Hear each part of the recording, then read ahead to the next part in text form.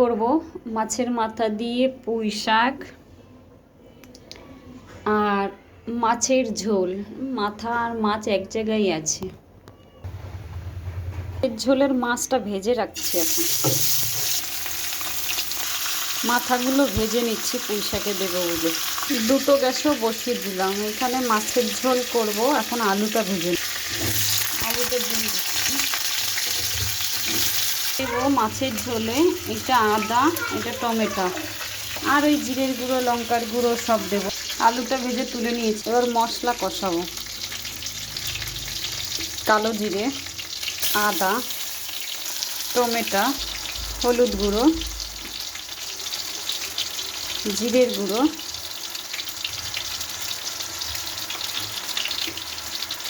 ধনের গুঁড়ো, লাস্টে দেবো লঙ্কার গুঁড়ো, পরিমাণ মতো নুন আর মিষ্টি।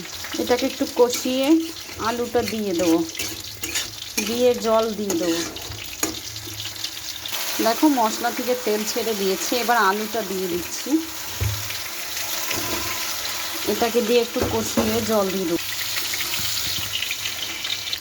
দেখো ওটা তো হয়ে গেল মাছের ঝোলটা করা। আমি এখন এখানে পুঁই শাকটা বসাবো। মাথাগুলো ভালো করে ভেজে নিয়েছি। দেখো পুঁই শাকে দেবো 5 ফোড়ন,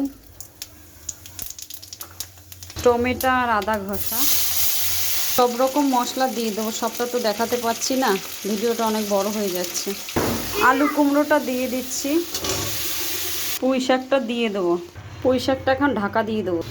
মাছের ঝোলটা মাছটা দিয়ে মাছটা ফুটবে।